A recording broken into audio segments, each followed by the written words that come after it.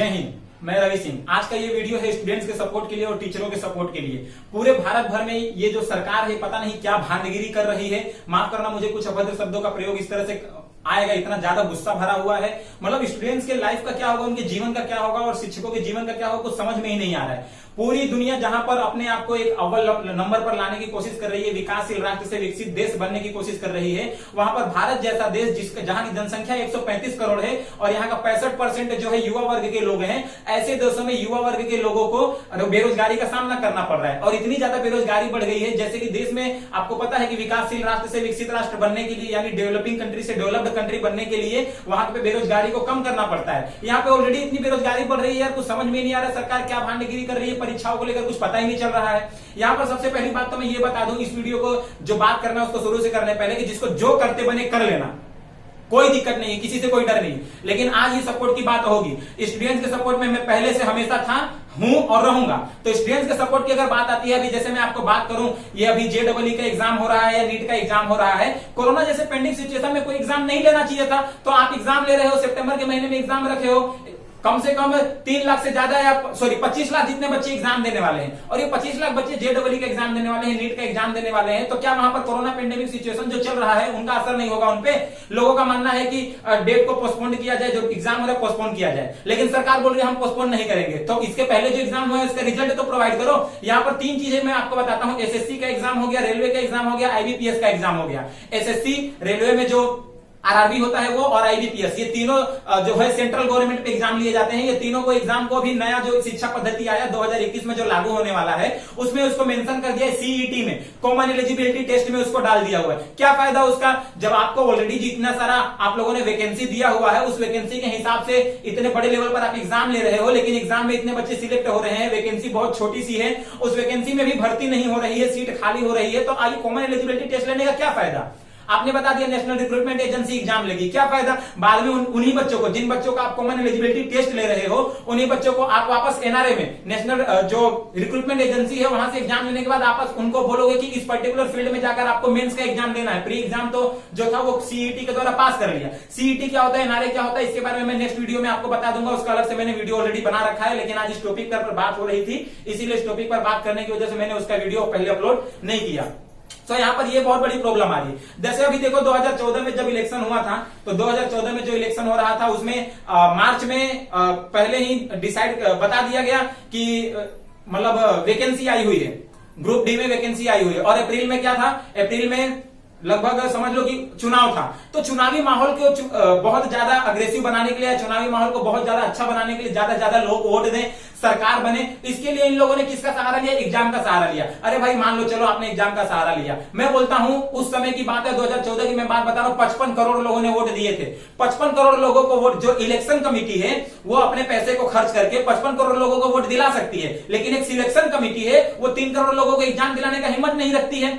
मतलब यहाँ पे 15,000 20,000 वैकेंसी आया, 15,000 20,000 वैकेंसी के लिए बच्चा एग्जाम दे रहा है, 3 करोड़ लोग फार्म भर दे रहा है। वो फार्म भर दे रहा है तो फार्म का पैसा कहां जा रहा है? एक फार्म भरने का ग्रुप डी का 500 रुपया लिया गया था, 3 करोड़ बच्चा फार्म भर दिया, तो 3 करोड़ का गुणा 500 से कर दीजिए, कितना पैसा बैंक में गया?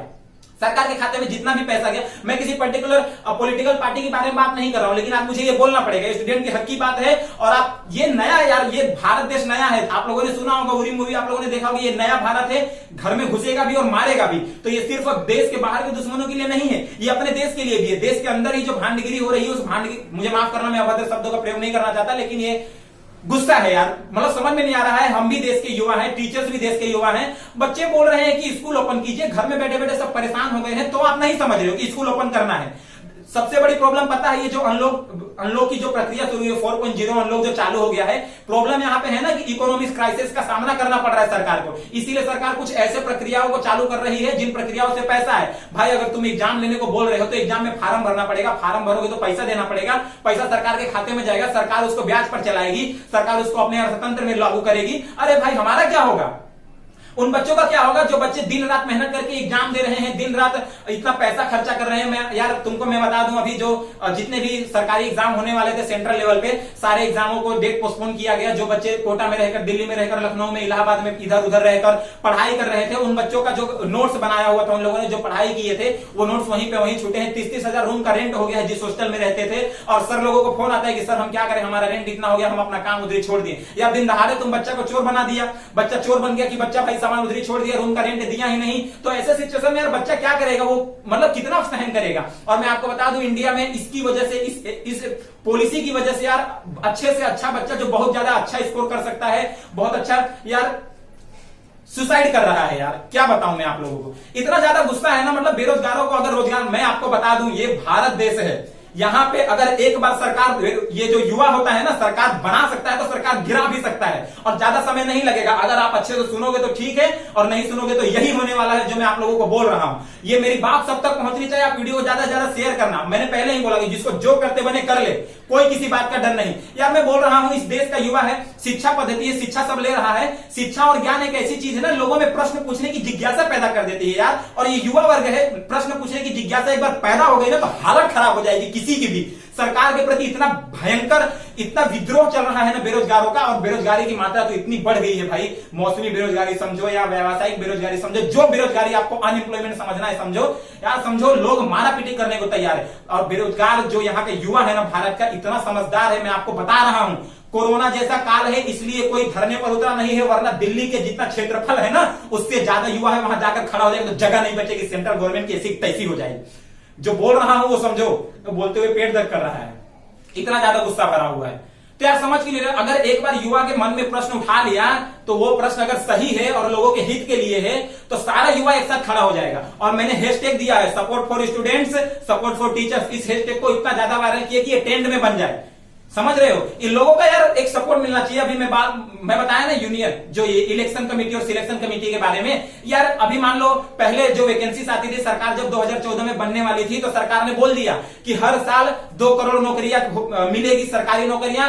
हर साल 2 करोड़ सरकारी भर्तियां खुलेंगी और 2 करोड़ लोगों को नौकरी मिलेगा। देश का युवा खुश, देश के युवा को मौका मिल गया कि अब हमें नौकरियां मिलेंगी। अरे भाई 2 करोड़ बोला है तो 2 करोड़ मिलना चाहिए। अगर 2 करोड़ नहीं मिल रहा है तो आप गलत काम कर रहे हो। मैं बोलता हूं यार आप कोई अच्छा काम करते हो तो उसका क्रेडिट आप लेते हो कि ये मेरी सरकार है, मैंने अच्छा काम किया। यार तुम कुछ गलत कर रहे हो तो उसका भी क्रेडिट लो ना। आप क्यों बोलते हो, आपको चूतिया समझ के रखे हो क्या युवा को? भारत का युवा इतना खतरनाक है, मैं बता रहा हूं, सरकार गिरा देगा और देखते ही देखते पता भी नहीं चलेगा। जिस तरह से आप लोग रातों रात डिसीजन लेके कुछ भी कर लेते हो ना, माफ करना किसी पॉलिटिकल पार्टी की बात नहीं कर रहा हूं, लेकिन जो सच्चाई है वही बोल रहा हूं। इतना मानसिक रूप से बीमार हो गया है युवा आज का। टीचरों को यार, सरकारी टीचर से उनको बैठे बैठे सैलरी मिल रही है, जो प्राइवेट टीचर है उनका क्या? प्राइवेट टीचर को देखो, स्कूल बंद रखे हुए प्राइवेट टीचर को सैलरीज नहीं मिल रही है, ऑनलाइन क्लास चलाने को बोल रहा है। एक तरफ मोदी भी बोल रहे हैं कि ऑनलाइन क्लास चलाओ, बच्चे इतने गरीब हैं कि बेचारों के पास मोबाइल नहीं है, टेक्नोलॉजी की व्यवस्था नहीं, तो ऑनलाइन क्लास नहीं पढ़े, वो नहीं परीक्षा देगा, 10वीं में परीक्षा नहीं देगा, 12वीं में परीक्षा नहीं देगा। कैसा मजाक करते हो यार तुम लोग? कम से कम इतनी तो व्यवस्था रखो कि बच्चे फिजिकल रूप से पढ़ाई कर सके। मैं ये नहीं बोल रहा हूं कि आप गलत कर रहे हो, लेकिन मैं सरकार को हम समर्थन भी करें, कोई भी सरकार हो, कोई पॉलिटिकल पार्टी मैटर नहीं करती है। अच्छा काम कर रही है तो हम समर्थन करेंगे, बुरा काम करेंगे तो हम विद्रोह भी करेंगे, और ये समय है विद्रोह का। और मैं आप सभी स्टूडेंट्स से, सभी टीचर से, जो भी मुझे देख रहे हैं, सुन रहे हैं, सबसे मैं एक रिक्वेस्ट करता हूं हाथ जोड़कर कि आप सब लोग इस जो विद्रोह हो रहा है इसमें भाग लें और सबका सपोर्ट करें स्टूडेंट्स का। यार बच्चे यार इतने परेशान हो गए हैं कि सुसाइड अटेम्प्ट कर रहे हैं, सुसाइड कर ले रहे हैं, इनका क्या होगा यार? सरकार बड़े से बड़ा कोई भी घोटाला कर दे, कोई मतलब चूतिया समझ के रखिए। अभी ये नहीं जानती कि इतना शिक्षा हो गया है, इतना युवाओं को ज्ञान हो गया है कि जब तक प्रश्न नहीं पूछेंगे हमारा कुछ होने वाला नहीं है। पहले क्या होता था, 2 करोड़ नौकरी की जो मैंने बात की 2014 में बात हुई थी, आज 2020 है, 6 साल में कितनी नौकरी होनी चाहिए? 12 करोड़ नौकरी हुई। कितने लोग को नौकरी मिली? कोई पता ठिकाना नहीं है, कोई इसका वैल्यू ही नहीं। तो ये जो अभी एसएससी का जो रेलवे का एग्जाम हो रहा था ग्रुप डी में, एसएससी जो एग्जाम लेती है, स्टाफ सिलेक्शन कमीशन वाले जो एग्जाम लेते हैं, इसका पेपर क्यों लीक हो जाता है? पेपर होने से आधा घंटा पहले ही व्हाट्सएप पे आने लगता है, स्क्रीन आने लगता है, शेयर होने लगता है, सोशल मीडिया पे वायरल हो जाता है। अरे बाप रे, कहां से आ रहा है इतना सारा फोटो, पेपर ये क्वेश्चन आने वाला, फटाफट देख लो। यूपीएससी का क्यों नहीं पेपर लीक होता है? UPSC union public service commission, उसका पेपर कभी लीक होते हुए सुना है? कभी देखा है यूपीएससी का आईएएस आईपीएस वाले पेपर देते उसका पेपर लीक होते हुए? नहीं सुना होगा। चला अच्छा आदमी को छांट करके वहां पे रखा हुआ है जो कभी भी भ्रष्टाचार नहीं करेगा। और ये एसएससी में, आरआरबी में, आईबीपीएस में ऐसा आदमी छांट के रख दिया, चला भ्रष्टाचार के से लोग बाजी नहीं आता है। तो मैं तो बोलता हूं कि रिजल्ट आने में अगर देर हो रहा है, आप लोग एग्जाम लेने के लिए इतने उतावल हो, JEE का नीट का एग्जाम लेने रहा है, SSC एक तरफ एग्जाम लेने की कोशिश कर रही है, UGC बोल रहा है कि जो फाइनल ईयर में स्टूडेंट्स है उसका हम एग्जाम लेंगे। साला सब कुछ तुम ही करेगा तो बच्चा क्या करेगा जो सब बैठा है? अरे क्यों बर्बाद करना चाहते हो? ये देश के युवा है, देश की रीढ़ की हड्डी माने जाते हैं। एक मैं बोल रहा हूं, उनको कभी गुस्सा मत दिलाना। अगर वो अपने आप पर उतारू हो गए ना, मैं खुद भी उसमें शामिल हूं और मेरा स्टाफ पूरा का पूरा उसमें शामिल है, और मैं जिस चीज को भी प्रेजेंट कर रहा हूं स्टूडेंट के सपोर्ट के लिए, टीचर्स के सपोर्ट के लिए, आप सब भी उसको प्रेजेंट करिए। बहुत जरूरी है यार, आज का माहौल ऐसा बन गया। अभी तक सरकार कुछ भी करती थी हम समर्थन करते थे यार, लेकिन ये तो हद हो गई। आप बोल रहे हो ये करो, टेक्नोलॉजी से पढ़ाओ बच्चों को। बच्चा कैसे पढ़ेगा? बच्चा इतना गरीब है कि टेक्नोलॉजी नहीं दे उसको टेक्नोलॉजी, पढ़ेगा क्यों नहीं पढ़ेगा? बा यार बात ऐसी ऐसी करते हो तुम लोग। एक बात जान लो कि ये युवा है ना, अभी जैसे 2 करोड़ नौकरी की मैंने बात की, एक तरफ तो देखो अभी जो नया एजुकेशन पॉलिसी आया है, कॉमन एलिजिबिलिटी टेस्ट, उसमें बोल दिया कि हर साल में 2 बार एग्जाम होगा, हर साल में 6-6 महीना पर एक बार एग्जाम होगा। चला हर साल में 6-6 महीना पर वैकेंसी भी निकाल। तू वैकेंसी निकाले नहीं रहा है, 5 साल में एक बार वैकेंसी निकालेगा तो 5 साल में 12 बार एग्जाम ले लिया तो 12 बार में जितना बच्चा एग्जाम दिया था सब बच्चे को सिलेक्ट कर लेगा? तू नहीं कर पाएगा ना यार। तो अभी मान लो CET कॉमन एलिजिबिलिटी टेस्ट में बच्चे पास कर लिए और जाकर मेंस में बैठ गए, तो मेंस तो SSC वाला अपना मेंस अलग लेगा, IBPS वाला अपना मेंस अलग लेगा, RRB वाला अपना मेंस अलग लेगा। सब कुछ ठीक है। अभी तुमको मैं बोलूं कि चलो रिजल्ट दो, तो गवर्नमेंट क्या बोलेगी? कोरोना का काल चल रहा है, रिजल्ट अभी आने में टाइम लगेगा। तो एग्जाम भी मत लो, कोरोना का काल चल रहा है, परीक्षा क्यों ले रहे हो? बच्चे यार अपना नोट्स सब जो है बाहर जो भी पढ़ते थे दूसरे शहर में जाकर सब नोट्स वहां छोड़कर आए हैं, बेचारे लिख नहीं पा रहे, डिमोटिवेट हो जा रहे हैं कि हम क्या पढ़े, हमें पता ही नहीं चल रहा है कब एग्जाम होगा। 4-4 बार एग्जाम का टाइम टेबल आकर वापस चला जा रहा है, एग्जाम टाइम टेबल आ रहा है, फिर बाद में कैंसिल आ रहा है, फिर बाद में कैंसिल। करना क्या चाहते हो यार? बच्चा डिमोटिवेट हो रहा है, वो पढ़ नहीं पा रहा है। गलती से अगर पढ़ चुके पास भी हो गया तो उसको इतना ज्यादा फाइनेंशियल प्रेशर आ जाता है फैमिली की तरफ से कि वो जानबूझ के उसको पढ़ाई छोड़नी पड़ती। यार बच्चा खुश हो जाएगा, उसको 30-40 हजार की सरकारी नौकरी चाहिए, उतने में खुश हो जाएगा, क्यों उसको परेशान कर रहे हो? मैं रिक्वेस्ट कर रहा हूं सरकार से भी कि आप जो भी नीतियां बना रहे हो कुछ ऐसा सोच समझ के बना। यार आप कोरोना की वजह से रिजल्ट नहीं दे पा रहे हो, रिजल्ट आने में इतना टाइम लग रहा है। पिछले साल जो वैकेंसी निकली थी उस समय जो बच्चे एग्जाम दिए थे अभी तक उसका ही सिलेक्शन नहीं हुआ, और दूसरा एग्जाम का टाइम आ गया कि दूसरा RRB में आया है वैकेंसी, उसका एग्जाम दो। अब एक ही बच्चा जो पहले एग्जाम दिया था फिर से वही बच्चा अगर एग्जाम देगा और दोनों एग्जाम में वो पास किया, तब तो एक सीट वो अकेले लेंगे, एक सीट खुद का और एक सीट जो फिर से एग्जाम में बैठा वो भी उसका हो गया, तो किसी दूसरे को तो चांस ही नहीं मिला। तो ऐसा काम ही नहीं करने का ना यार। 2019 में भी इलेक्शन में ऐसा ही हुआ। जैसे ही मतलब यार एजुकेशन को है ना इलेक्शन से जोड़ के रख दिया है। इलेक्शन में अगर पास होना है, सरकार बनानी है, तो एजुकेशन को जोड़ दो। एजुकेशन से युवा जुड़ा हुआ है, युवा को हम जैसा बोलेंगे वैसा करेगा। युवा चूतिया नहीं है, प्रश्न पूछेगा, जवाब नहीं दोगे तो लतियाए जाओगे। और बोल रहा हूं दिल्ली का क्षेत्रफल इतना नहीं है, जाके अगर एक बार जमा हो गया ना तो समझो कि थोड़ा होशियार है युवा भारत का, वरना कोरोना काल में सपोर्ट कर रहा है, वरना पहुंच जाता तुरंत। कोई कुछ नहीं कर पाता, सच बोल रहा हूं, कोई कुछ नहीं कर पाता। तो मैं सब लोगों से रिक्वेस्ट कर रहा हूं, स्टूडेंट से भी रिक्वेस्ट कर रहा हूं, टीचर से भी रिक्वेस्ट कर रहा हूं कि आप समर्थन करें इस चीज को, आप विद्रोह करें सरकार का। क्योंकि आप अगर एग्जाम ले सकते हो तो आप रिजल्ट भी दे सकते हो यार। आप इतनी सारी वैकेंसीज नहीं क्रिएट कर पा रहे हो तो इतने सारे एग्जाम लेने की क्यों क्षमता रखते हो? RRB वाला बोल दिया कि भाई माफ करो हम एग्जाम नहीं ले पाएंगे 3 करोड़ लोगों का। तुम यार 55 करोड़ लोगों का इलेक्शन के लिए इलेक्शन कमेटी हाँ बोल देती है, लेकिन 3 करोड़ लोगों के सिलेक्शन के लिए सिलेक्शन कमेटी परीक्षा लेने से मना कर देती है। इसका मतलब क्या हुआ? इसका मतलब ये हुआ कि फार्म भरवा के पैसा लेना था आप लोगों को, वो 500-500 रुपए करके बच्चा पैसा दे रहा है। यार साला तुम लोग लेवरेज इनकम कर रहा है, पैसिव इनकम कमा रहा है। बच्चों का क्या हुआ जो 500-500 रुपया दे रहा है? आज 500 रुपया दिया, दूसरा कॉम्पिटेटिव एग्जाम के लिए और 500 देगा, 300 देगा, 100 दो, इतने में तो बर्बाद हो जाएगा यार। ऑलरेडी वो हॉस्टल में जहां पढ़ रहा है उसको इतना पैसे का प्रेशर है, फैमिली का प्रेशर है। बच्चा जो गरीब है वो कॉम्पिटेटिव एग्जाम की तैयारी कर रहा है यार, उसके मानसिकता को समझो, उसके प्रॉब्लम्स को समझो। क्या बोलूं मैं आपको, इससे ज्यादा आपको समझना चाहिए जो मैं बोलना चाह रहा हूं यार। बहुत ज्यादा इतना मतलब माहौल खराब हो गया है, सब बच्चा समझ लो कि परेशान हो गया है। और तुम देखो सोशल मीडिया पे, मैं एक अकेला टीचर नहीं हूं जो इस चीज को सपोर्ट कर रहा हूं, समर्थन कर रहा हूं। हर फील्ड से, बड़े बड़े एजुकेशन फील्ड से, सेक्टर से उठकर लोग सपोर्ट कर रहे हैं आज इस चीज को। आप भी सपोर्ट करिए, स्टूडेंट का सपोर्ट करिए, टीचर का करिए, लेकिन सरकार का विद्रोह करिए कि अगर आप रिजल्ट नहीं टाइम पर प्रोवाइड करा पा रहे हो, जो वैकेंसी है उसमें भर्ती नहीं दे पा रहे हो, तो आप क्यों एग्जाम कंडक्ट कर रहे हो? क्या पैसा लेने के लिए एग्जाम कंडक्ट कर रहे हो? बच्चा तो होगा ही भावुक, बच्चा तो विद्रोह करेगा आपका, और एक बच्चा नहीं सब बच्चा करेगा। इतना सारा लोग एग्जाम देता है बड़े बड़े लेवल पर, आप क्यों ऐसा करते हो? इवन ऐसा कर देना चाहिए ना, सरकार को ही कुछ ऐसा नीति बना देना चाहिए। एसएससी में जितने भी लोग हैं उनको ही बोल देना चाहिए कि अगर एक दिन रिजल्ट होगा तो इतना सैलरी नहीं मिलेगा, जब तक रिजल्ट देर होता जाएगा तब तक सैलरी नहीं मिलेगी। सब अपने आप लाइन, उनको क्या है, सरकारी नौकरी है, पैसे तो आ रहे हैं। भाई तेरी सरकारी नौकरी है, जो बच्चा मेहनत करके पढ़ रहा है वो सरकारी नौकरी के लिए ही पढ़ रहा है। अगर उसकी भी सोच ऐसी ही रही तो वो भी आगे चल के ऐसा ही करेगा।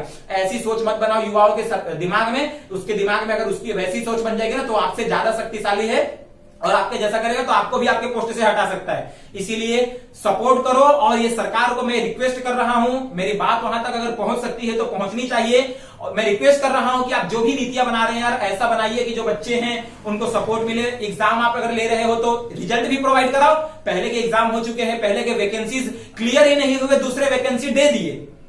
समझ रहे हो, ये भड़कने वाली चीज यार। एक युवा बोल रहा है कि मुझे नौकरी चाहिए, उस युवा को नौकरी नहीं मिल रही है, सुसाइड अटेम्प्ट कर रहा है, खेती कर रहा है, उसके अंदर जो स्किल्स है उस स्किल्स के हिसाब से वर्क नहीं कर पा रहा है। बहुत सारे युवा ऐसे हैं। और आज तो शिक्षा पद्धति को यार एकदम मजाक बना लिया, बिजनेस बना के रख लिया गया है। मैं आपको बोल रहा हूं, सच में शिक्षा कोई देना ही नहीं चाहता। मैं आपको सच बोल रहा हूं, कोई शिक्षा देना नहीं चाहता, क्योंकि वहां पर हर जगह बिजनेस लागू हो रहा है। मैं बोल रहा हूं यार, तुम लोग करना क्या चाहते हो? सरकार को भी पैसा ही चाहिए हर जगह पे। सोचो कितने करोड़ रुपए उनके पास जमे हो रहे हैं बैंक में, तो चाहे तो इकोनॉमी को बढ़ावा दे सकते हैं। कोरोना में जो अनलॉक प्रक्रिया शुरू हो रही है ना, ये इकोनॉमी के लिए है। इकोनॉमिक क्राइसिस पूरा लेवल डाउन जा रहा है, उसके लिए। ये मत समझना कि कोरोना का कहर खत्म हो गया, मास्क मत लगाओ, हैंड सैनिटाइजर मत यूज करो, घूमो कहीं भी फ्री माइंड, लतियाए जाओगे, कोरोना आ जाएगा ना, बहुत मार मारेगा, बहुत भयानक हो जाएगा।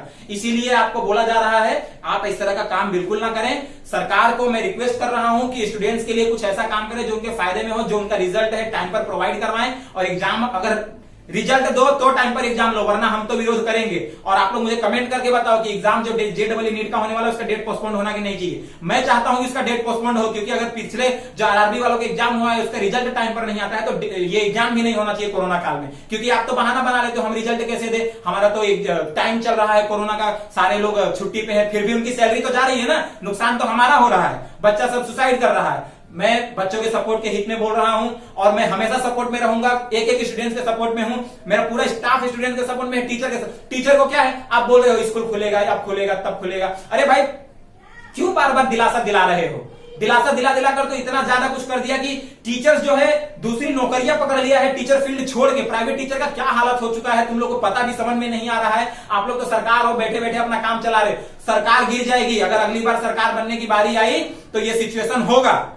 और एक बार युवा जाग चुका है, तो इसीलिए बोल रहा हूं, प्लीज रिक्वेस्ट है सरकार से। मैं किसी पॉलिटिकल पार्टी पर, मुझे माफ करना अगर मैंने कुछ गलत बोला हो तो, किसी पॉलिटिकल पार्टी को मैं अपशब्द नहीं बोल रहा हूं, लेकिन हाँ, मैं सभी स्टूडेंट्स को बोल रहा हूं, आप वायरल कर दो, सब सपोर्ट करो, इतना विद्रोह करो सरकार का, लेकिन अपशब्द का उपयोग मत करना और हिंसात्मक क्रिया मत करना। हिंसात्मक और अपशब्द का उपयोग, जितना गुस्सा है निकालो, हिंसात्मक रूप से नहीं, अपशब्द से नहीं, बात करके अच्छे से, सही तरीके से, सही डायरेक्शन से, कानूनी तौर पर संविधान के नियमों का पालन करो। नियम का पालन करते हुए, अच्छे लोगों की बात सुनते हुए, आप लोगों के सपोर्ट में जो लोग हैं उनको साथ में लो। हम सपोर्ट करेंगे, हम आपके साथ खड़े हैं। मैं आपको बोल रहा हूं, मैं भले 10th 12th के लेवल के स्टूडेंट्स को पढ़ाता हूं, लेकिन ये प्रक्रिया मुझे पता है, मैं समझता हूं कि स्टूडेंट्स के ऊपर क्या गुजरती है जो कॉम्पिटिटिव एग्जाम देते हैं। इसीलिए मैंने आज भी ये बोलना जरूरी समझा। इसके अलावा जो सीईटी है, कॉमन एलिजिबिलिटी टेस्ट, जो 2021 में लागू होने वाला है, उसका क्या फायदा यार? बताओ, 6 महीना पे एग्जाम लेगा, वैकेंसी 5 साल पे आएगी, तो क्या फायदा है? बच्चा तो वैसे ही मर जाएगा इंतजार करते करते। परीक्षा देता रहेगा, वैकेंसी आई तो पता चला कुछ और चला गया, कोई घूस दे के चला जा रहा है, पैरवी से चला जा रहा है, सोर्स से चला जा रहा है। तो जो यार मेहनत कर रहा है, गरीब बच्चा है, वो क्या करेगा? सुसाइड नहीं करेगा तो क्या करेगा? खेत में जाके खेती करेगा पापा के साथ, तो दूसरा कुछ नहीं कर सकता। रिक्वेस्ट है सरकार से, प्लीज कुछ ऐसा करिए, बच्चों को रिजल्ट मिले। माफ करना, मैं थोड़ा गुस्से में हूं, वो सब चीजों के लिए का जैसा माहौल चल रहा है। और स्टूडेंट से और टीचर से रिक्वेस्ट है कि वो विद्रोह करे सरकार का। जब तक मिलते हैं दूसरे वीडियो में, तब तक के लिए जय हिंद। आप अपना ख्याल रखना और ये सपोर्ट हमेशा बनाए रखना। जय हिंद।